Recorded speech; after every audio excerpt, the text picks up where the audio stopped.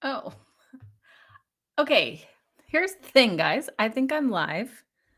Welcome to my welcome to Tea and Tell. I'm Jamie Kirby, and this is the live podcast where every morning I have tea with you. We talk about books, dreams, fun things, and then at the end we do a tarot card or a an oracle pull, I guess. That's what I always call it. I don't know if that's the real term. This morning I'm having peppermint tea. And guess what? Okay, so here I want you to see maybe. All right. I don't know what's wrong with my computer program. But okay, so I'm using Riverside. And when I clicked on live, it blew up. Like normally, I can see it's like a monitor and I can see myself like this big or this, you know, a normal size where my head is back and I can see what my hands are doing in the screen. Right now, the monitor it's giving me is like my entire screen. So I'm really distracted because I keep seeing my face like up in my face. And I'm going to see if I can fix it. I tried fixing it and then I realized I was going live. So, yeah, I wonder maybe maybe this would do it. Um nope. Anyway, trying a couple of things. You don't ever want to be dead on the air, I've heard. And I'm definitely dead on the air right now. So, we're going to go back to this and we're just going to have to deal with it. Look at my face. It's like, at least in the finished product, you shouldn't be seeing my face quite so big. Okay. Gosh, that's distracting. Okay, so we'll just like turn it like that maybe, and I'll just focus on this.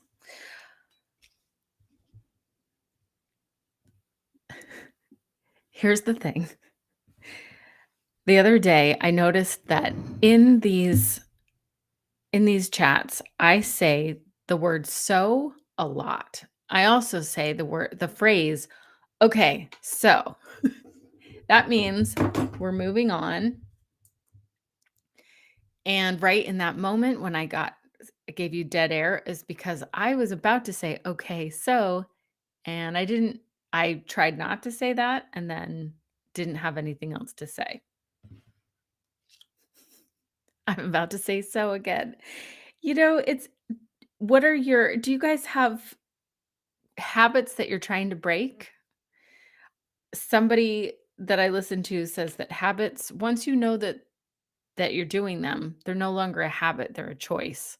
And I'm like, "Ooh," but it's it's a really so this is my choice to keep saying okay, so and so every other freaking word, but I am trying to come up with different words so as not to have filler words. There. Hmm. This morning, it's like, you guys, having your face this huge next to you, like in a mirror, it's really weird. It's like being on camera. Well, I guess I am on camera. Moving on. I'm wondering, can you guys see? Let's see. Can you see all these candles over here? Are you guys candle people? When I collect candles, I really love beeswax candles. And we have this cool farmer's market here where I live. And I love this farmer's market because it has pine trees, like huge pine trees. And then it has all these little stalls, these wooden stalls that are pre made for the people. And they just come in and put their food and wares and vegetables on these wooden tables and stands. And I love it because it just looks it just looks beautiful. It looks cozy and it's not like so many other farmers markets where there's just these Samsonite tables set up everywhere. So I just love it. And we're all under the trees. So even when it's really sunny, there's quite a bit of shade and it's just a lovely little thing. And I enjoy it so much. And they always have somebody that sells beeswax, like tons of beeswax candles. So I load up on them yearly. In fact, this year I don't think I got any, but I'm pretty squared away. I've got a good amount over here. And I love beeswax candles because they burn apparently cleaner. They're not going to harm you as far as I know. Sometimes people talk about candles being a problem with, you know, putting out noxious chemicals in the air when you burn them. So I love beeswax because it doesn't present that same problem. And also it's just, it always smells just a little bit like honey. First time I ever first time I ever got how cool beeswax candles were, it was at this family's house. So this family that was in my town that I knew growing up, they had they had this house that it was a cabin. Well, let's see, what was it? It was like a barn that had been there since the 1600s that then they converted into a house. And it was amazing. And it was always kind of under construction because they were always working on it and doing new things with it. But it was just the most glorious little place. We would go there on Christmas Day after. So we would on our Christmas Day, we would open presents in at our house. Then we would drive down to Connecticut, open presents at my grandmother's house, and then we would come. We'd have Christmas dinner there, and then we'd come home. But we'd always go to this family's house. Their last name was Irish, so we'd always go to the Irish's house, and they had this big open roaring fire that had been there since forever, this big fireplace. And then they would always have this big, huge tree that just looked way too big for their house. And then they would have, they had this harpsichord that the dad had made from a kit. And so sometimes someone would play that. And then they just had all these beeswax candles all around the house, just dripping. And then she would have like these brass bowls full of fruit. I mean, it looked like we were inside a painting from the 1600s. It was so cozy and glorious. And then she'd all make us all dress up in she'd make us do a Christmas pageant. And so we were the only kids, and even though we were like 12 and 15 or whatever, she'd always have us like play Mary and Joseph, um and then she'd have everybody singing all the carols, and it was the most wonderful Christmas memory that I ever had. And we did it several years, not every year, but it was amazing. And I've tried to recreate that in my life, and just nothing comes close to back then. But I can have beeswax candles that I collect and use. And that's my little homage to her and her wonderful, magical Christmas that she used to put on for us. Okay. Today, let's talk about um let's do a little show and tell with a book. So, well, let's talk about The Power of Now.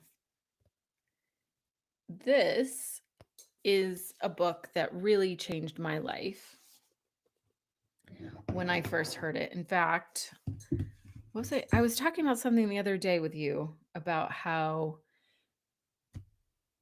The Power of Now. Oh, sorry. You might not want to go back and revisit this. But the other day I was talking about how I got sick on Friday, which is why I wasn't here. So this must have been Monday's episode. And The last time I had been sick was before I had read The Power of Now. The Power of Now is great because it helps. I mean, the whole gist of it is basically be in the present moment because that's the only moment there is. And it's, which sounds very simple, and it is very simple, and yet it answers and it helps with so many things, which is why it's incredible. And let me give you an example. So, um, well, I have some parts highlighted here. Let me see if I'll just read this. Let's see. Oh, okay. Oh, here's something good. Are you a habitual waiter?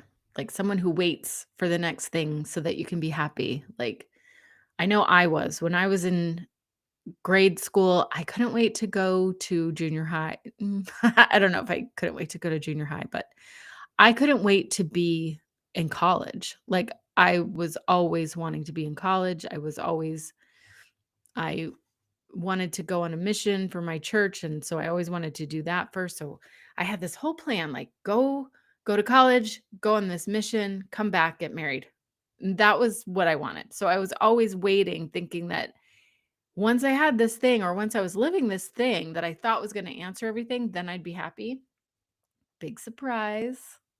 It didn't work like that because you bring yourself with you. And I had learned that briefly when I was in high school, but sort of forgot the lesson and still had a thought that being married would make me happy.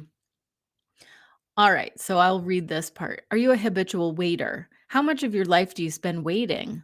What I call small scale waiting is waiting in line at the post office, in a traffic jam, at the airport, or waiting for someone to arrive, to finish work, and so on.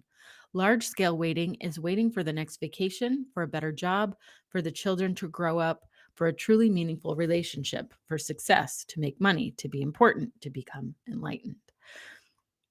It is not uncommon for people to spend their whole life waiting to start living. Waiting is a state of mind. Basically, it means that you want the future, you don't want the present. You don't want what you've got, and you want what you haven't got. With every kind of waiting, you unconsciously create inner conflict between your here and now, where you don't want to be, and the projected future, where you want to be. This greatly reduces your quality of life by making you lose the present. There's nothing wrong with striving to improve your life situation. You can improve your life situation, but you cannot improve your life. Life is primary. Life is your deepest inner being. It is already whole, complete, and perfect. Your life situation consists of your circumstances and your experiences. There's nothing wrong with setting goals and striving to achieve things. The mistake lies in using it as a substitute for the feeling of life, for being. The only point of access for that is the now. You are you are then like an architect who pays no attention to the foundation of a building, but spends a lot of time working on the superstructure. And then he goes on, but basically he explains how life is right now. This is it. This is your life. What I'm doing right now, this is my life. And a little bit later when I'm driving to work, that's my life. And that's okay. I've started saying it's not a mantra. People call it people misuse the word mantra, as I learned from my meditation teacher, but so she said if it's something that you say, if it's an affirmation, you can call it a motto, but it's not a mantra. Mantra is usually some kind of word that might just be a sound that you say over and over again while meditating. It's like a tool. But so if this was what somebody said to make this your motto for the day, and you say, I can't remember if he said who I am or what I am. I am what I am, and that is enough. I am what I am, and that is enough. And you say that 3 times in the morning and 3 times at night. So I've started doing that today, this morning, and we're going to see how that goes. But it's the same idea of living in the now, like being in, like believing and knowing. It's sitting in the knowing that right now and what you're doing right now and who you are right now is enough. And yes, you might want to change your life. So Eckhart Tolle in The Power of Now calls it your life situation versus your life. So like life is you, that's your consciousness, that's the person that you are that can't change. Or I mean it can learn and grow, I guess. I don't remember his exact words, but it's basically the you that exists without time, that is the being that is inhabiting this life. And then this life is like your life situation with cars and houses and work and school and dishes and all those things. That's your life situation. But your life and you is the consciousness that breathes life into all of that. I don't know if he'd agree with the exact wording that I just said, but that's basically the gist of it, how I understand it. And so when you have this understanding that it's you, this consciousness that is living this life, and that you are enough just as you are. You don't need to add or subtract anything. Like you are. Now, this is where I might not be saying what this is not all just Eckhart Tolle. This is kind of what Jamie has pieced together from the things that I've learned throughout my life. And that is when you like, or the you that is you, like this larger part of you, your inner being or your higher self or whatever, this greater part of you is consciousness, and it is from God or source or the creator. It's part of creation.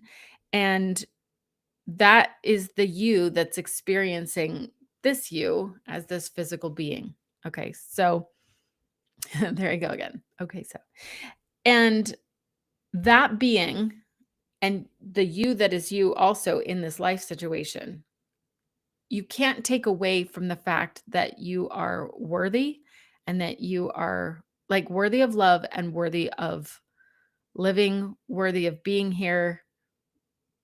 There's nothing that you can do or add or take away to make that more or less true.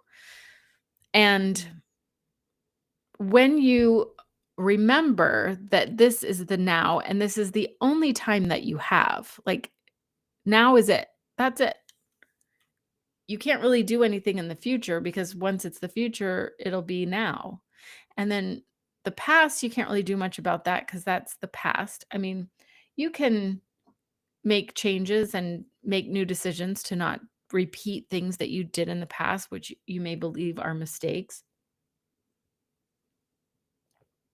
Ultimately, everything is a learning experience. In and this is how I see the world right now. This is what I see in life at this moment. The Power of Now is just a great book because when you learn how, it has so many great tips and explanations. It has, I don't, well, tips and explanations, that's the wrong way to phrase it, but it just has so many interesting things that he calls out, just like the waiting. And he talks about pain and how a lot of times pain, when we experience pain, we are often imposing on that pain past and future. So like if I let's say if I hurt my arm and I can there's pain there and I can feel the pain or I can resist the pain. So he talks so much about resistance and how resistance is the thing that will will make the pain worse basically. So if you're resisting the pain, you may be worrying that that pain is going to last a long time. And so you're borrowing from the future and all you have is now. So he's saying just feel the pain now. Like where that pain is, you put your attention and focus on that pain and feel it not in a masochistic way, but just in a place of curiosity. When you feel the pain in a curious way, then it will dissipate faster. Like I said, not a pain expert, but those kinds of things have worked for me. And also, Excedrin really helps with headaches. Even with this, like I wish I were had some sort of mastery over this where I could get a migraine and just feel it away. Hasn't happened yet, and I do find that medication is very helpful for that. But again, not medical advice. You do what is important for you. And again, this is just as something that I've learned, some suggestions for you, certainly not medical advice or anything like that. It's just insights that I'm sharing. Anyway, The Power of Now, I would definitely by Eckhart Tolle here, if you can read that. Eckharttolle.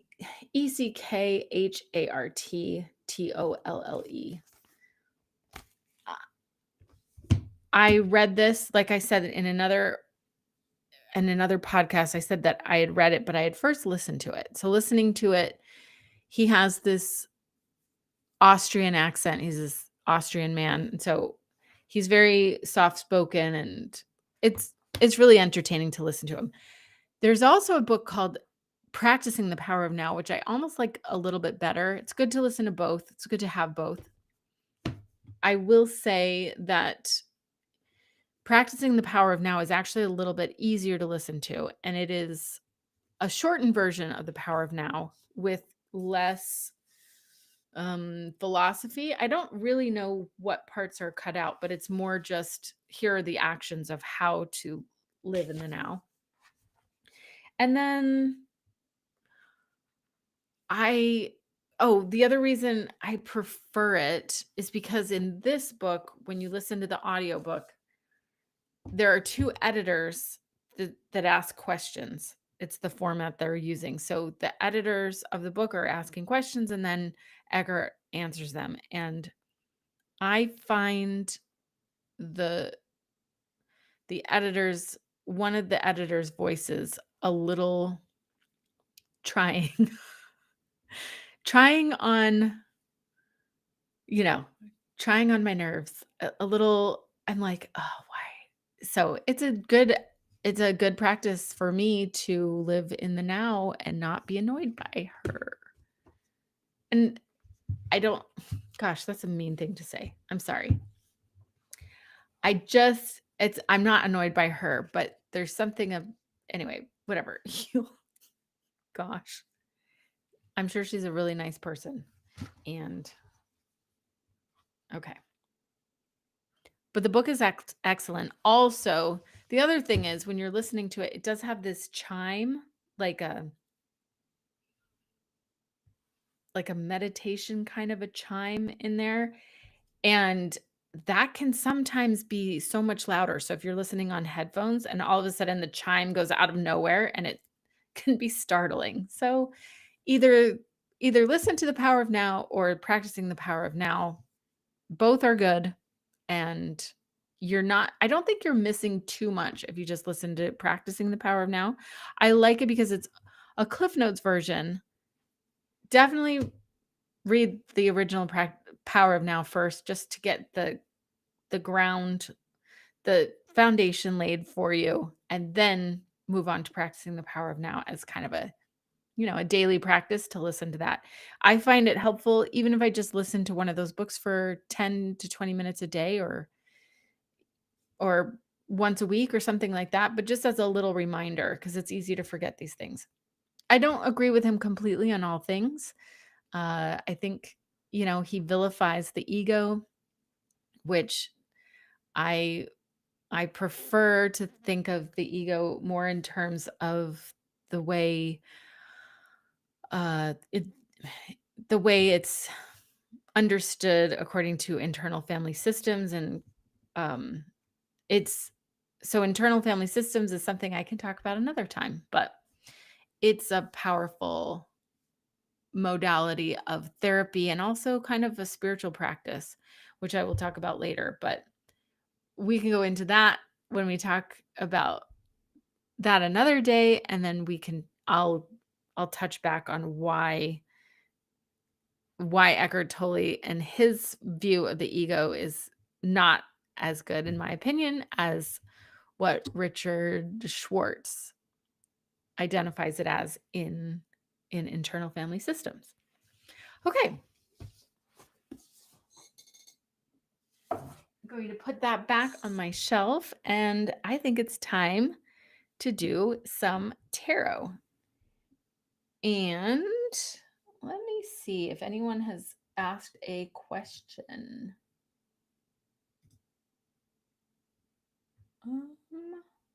Let's see. Okay. Okay, so one of my kids, there I go again. Okay, so I need to have one of those rubber bands and I snap myself every time I say that. That's not in a mean way, but it's just to alert you. That's one of the techniques I've heard of. Sounds a little barbaric, but I don't think you have to. I don't think you need to snap yourself until it hurts. Okay, this question is from my youngest kid, Opal, and we're gonna. Oh, hang on. I feel like I should use a different tarot deck today. Which one? Give me a second.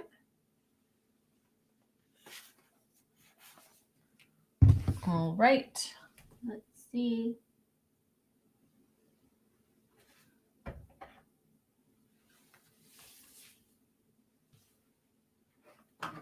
Okay.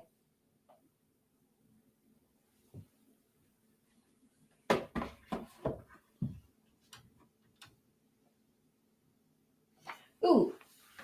All right. I'm going to do this one.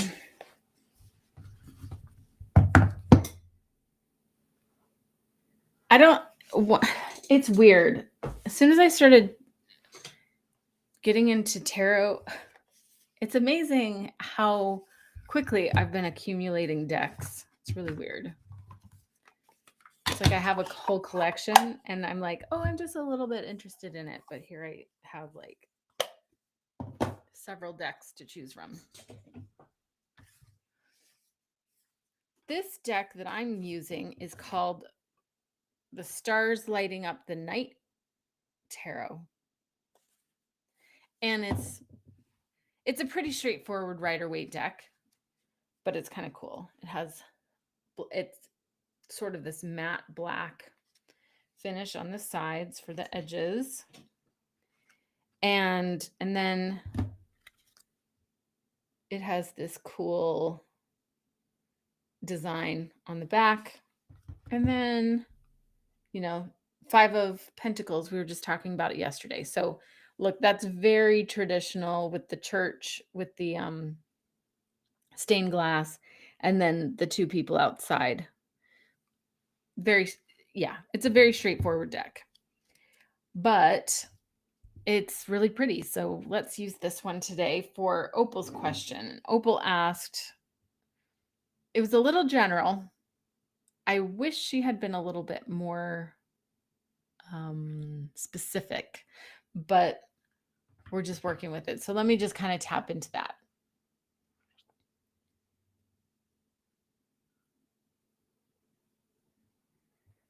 Because the way I do tarot, I'm always saying, okay, what's the next step? We always cover that. Let's see. Okay, so Opal just moved into a new place and has a new job and is doing all sorts of new things. And so as she's settling in, I'm going to just say, okay, what are the next things that she needs to do? I'm guessing if I were to sit here and talk to her, I would definitely say, let's see. Oh, I have a message. I'm going to just check.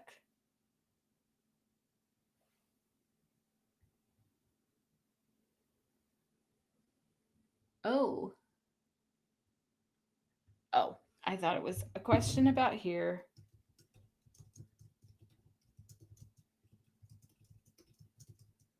If you want the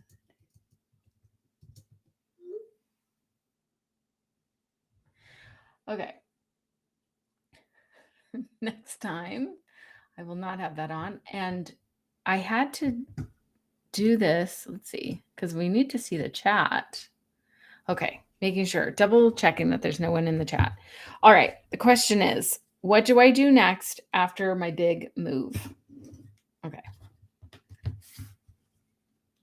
So if you're tuning in and this is, you can apply this question to you in a similar way, like what has been going on? If you have a question of, I feel like I just landed in this new overwhelming place and I don't quite know what to do. I mean, what I would say as a mom to my kid is just rest, just settle in and just get in touch with you and connect to you and be, meditate more and just be and just breathe and just settle in. That's what I would say. But let's see what the tarot has to say. Okay.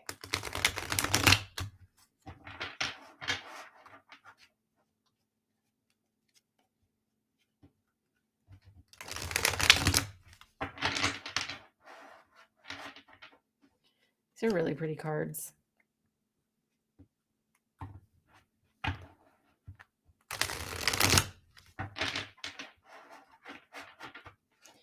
Okay.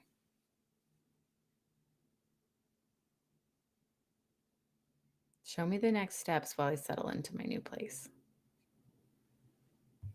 Okay. Split the deck here. I have to be able to see myself. It's just a little bit, so I know I'm holding it up to the camera right. Okay, so I split it here, and this is going to be our present moment. Six of Cups.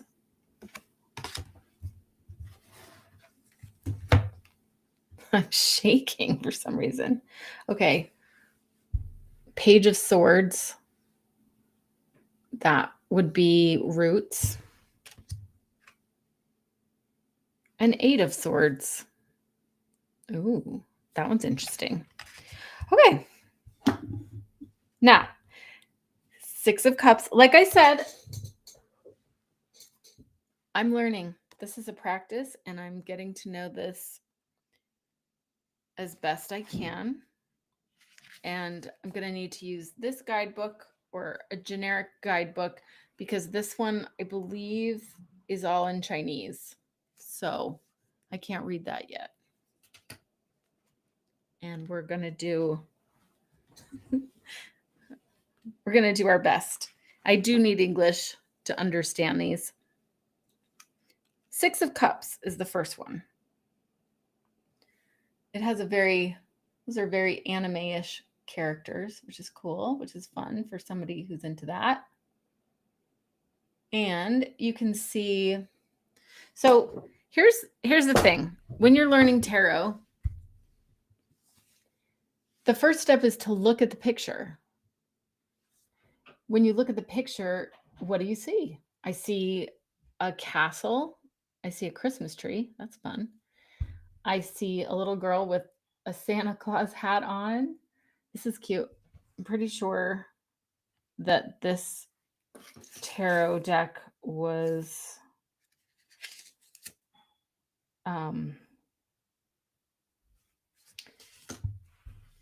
designed over in, it might have been Taiwan or China. I'm not sure. Here is, but you can see, so there's six cups. Sometimes you have to look for them. Sometimes you're like, it's Six of Cups. Where are all six? So there's one, and then there's the four down here. And I'm going to look at what the Six of Cups looks like in a normal deck. Yeah, very, very similar. Like I said, they're almost image for image. There's the 4 cups down here. This kid is giving this kid a cup, and then there's a cup back here. And then in this, there's a castle in the back. Oh, let's see. You can do it. You can focus on it. There we go. There's a castle in the back. Here is just kind of a big house and a little cottage. And so when you're looking at that, ask yourself, start with your own intuition. What is my intuition saying? Well, it looks kind of happy. It's giving. It's like with kids, what's better than children being nice to each other?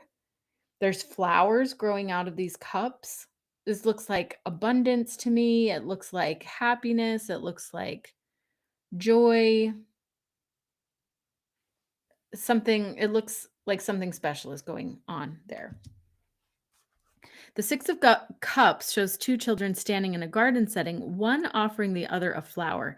It's a reminder that it's possible to find joy through reminiscing about days gone by. Rosy memories from childhood. Happy days of yore. Stop and smell the roses today, but don't forget the path that led you here. Okay, really basic kind of idea, which it may seem a little too basic, but I like because it is so basic, and she uses a lot of cliches like stop and smell the roses, but sometimes those cliches, they're cliches for a reason because they say a lot in few words. It just ends up sounding like a platitude if you're not careful, but we don't have to go there. So present moment is maybe connect.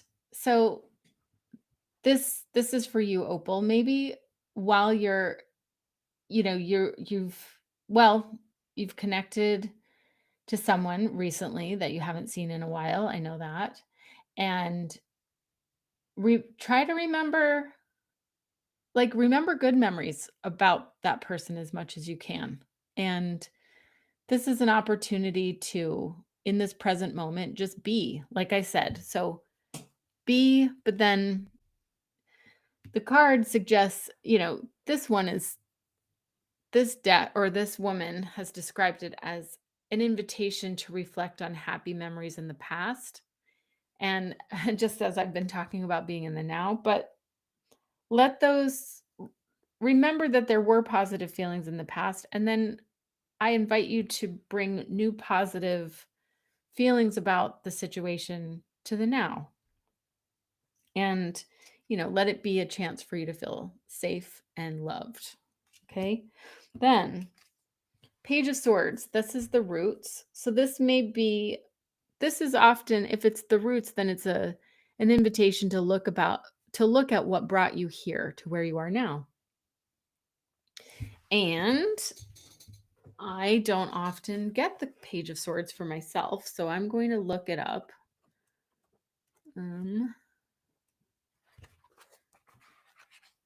Let's see. Nope. Page of Swords. Oh, hang on. I gotta find it. Oh, here we go. They put all the the suits at the end. Okay, King of Swords, Queen, Knight, Page. Okay, Page of Swords. The young Page of Swords stands in a defensive position as if he's ready to strike. Not in that picture. So let's actually start with the picture, remember? Let's see. Let's get it to...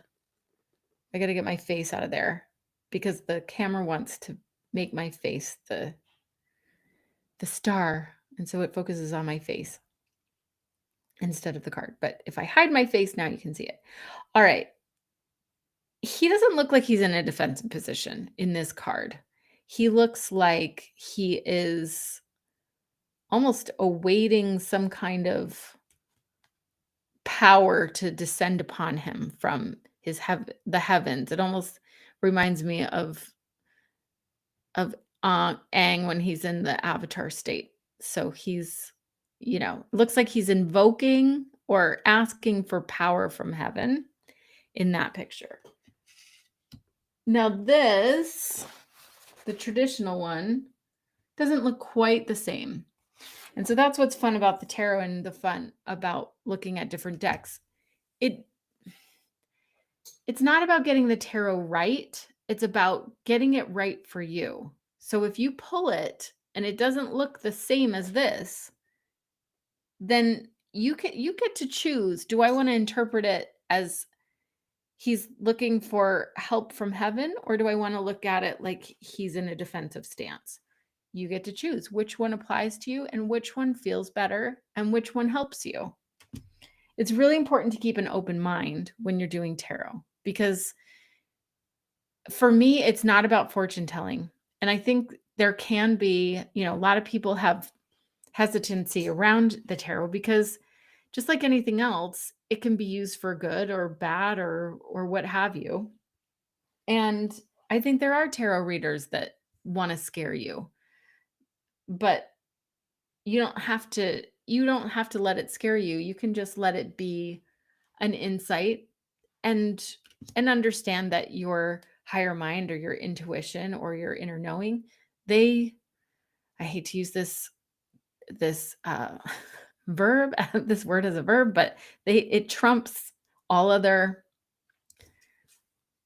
like, your inner being, your intuition trumps whatever meaning you see in this. Like, don't let it I don't ever let the tarot be a way to scare me into avoiding something or feeling like I need to protect myself or shrinking. I never I never let the tarot influence me in that way. If I start to feel scared, then maybe I'm using it wrong for me. But everybody gets to do it their own way because they're in charge of their own life and their own intuition. Okay. But this says Page of Swords stands in a defensive position as if he's ready to strike. Pay attention, do your due diligence, and gather information. Important news might be coming in. This card may herald the solution to a problem. If this card represents a young person, it may be an intelligent youth who tends to be curious about the world and is quite independent. Well, that, I mean, just looking at that, Page of Swords totally reminds me of Opal, the person who asked the question. Because she just picked up and went to another city and settled in and was brave and has a lot of curiosity. And that's what brought her to this point, into this present moment. So now she's asking about next steps. Now, next steps, this is Eight of Swords. Okay. I love Eight of Swords. And this one is depicted. You can see a castle in the background with stars. And then she's tied up, which is a little bit different. It looks like she's in some kind of a cemetery. So it's got some kind of gothic feel. I don't know what a gothic feeling is in Chinese, but I'm going to I'll kind of explain what it says, but what I want to show you the original one. Okay, so she's tied up. A lot of times the Eight of Swords is depicted like oh wait, hang on. Maybe I'm getting it mixed up. Give me 2 seconds. No.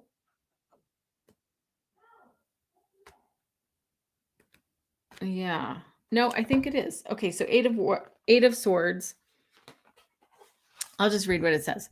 All tied up and no place to go. That's what the Eight of Swords seems to say.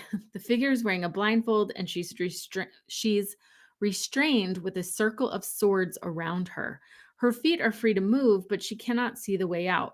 You've gotten yourself into this predicament and you may not realize that you can get yourself out. Liberation can be yours, but first you must go within and ask yourself, how did I get here? Okay. We're going to take that as a starting point, but not the end all be all. What I love about the Eight of Swords is Now she looks really kind of trapped because it's pulled both ways. But mostly when I usually see the 8 of swords, there's some kind of often the swords are just surrounding her as if they put her in a cage that she doesn't think she can get out of because she can't see. Um, and her feet look really planted here. But I usually look at the 8 of swords as an invitation to look inward and go, what prisons am I holding myself in? Is there a prison I'm putting myself, like, how am I constraining myself? And guess what? We won't be able to see the prisons we put ourselves in because we think, why would we put ourselves in a prison? I don't have myself in a prison. The blindfold is there to represent that it's often hard to see how our own actions and our own thoughts about things and our own stories that we tell about our lives, it's difficult to see through all of that to then see that, oh, we're living by a story that may or may not be true. And that makes me think of Peter Crone, who I've mentioned. He talks about these 10 primal prisons that we put ourselves in and then live our life according to this prison. And then our life creates that kind of, our life creates that experience. And our life will reflect back to us. So, for example, if our lie that we're telling ourselves is, it's all up to me. Okay? If it's all up to you, a lot of times we tell that lie. I think I may have mentioned this here before, but it's a good one. So it's all up to me. I've got to do everything myself. Nobody's there for me. And it's an invitation to realize, actually, maybe that's not true. I mean, if you think about it, is really everything up to you? I know a lot of times we can feel like if I don't do the thing that I need to do, if I don't, if I don't pay the rent, if I don't take the kids to school, if I don't do, and it can feel like this, like I've been a single mom and it definitely feels like this, but it's so important to have something, either a higher power or something to trust in. And maybe you don't believe in a higher power. Maybe you have friends, but maybe you can have friends that you can lean on a little bit. The other thing is just nature. Like, we don't have to worry about breathing every second. In fact, if you're having trouble breathing, a lot of times you'll faint and then your body will take over and breathe, like basically breathe you for you. Again, not a doctor, but it seems like your body knows what to do to take care of what your body does. So we know that, and then the planet spins all by itself. We don't need to keep telling it to spin. And there are things that we don't actually like, everything is not actually on our shoulders. So, honey, if you're feeling at all like everything is up to you, remember, just look inward. Remember to meditate and just like you were saying the other day, it's about trusting. So keep trusting. Trust that everything will open up to you as it needs to, and keep following your highest excitement and keep doing what brings you joy and keep trusting and know that you are so loved and that you are lovable. And I'm proud to be your mom. Okay.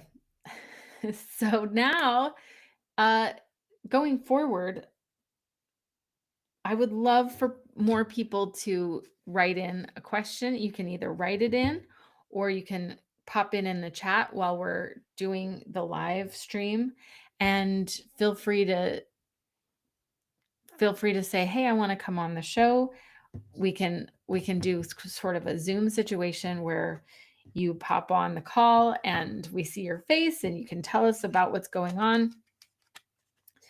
But this is fun for me. I'm learning about tarot and I'm learning about it with you. So I hope that you all have a wonderful day, and please subscribe. And if you subscribe, that should be, if you subscribe, that should clue you in on how to know when we're going live so that you can come on the show or listen while you go to work. And yeah, I hope that you all have a wonderful day, and we will talk to you soon. And have a wonderful, it's a Wednesday, right? Have a wonderful Wednesday. Thanks for watching. Bye.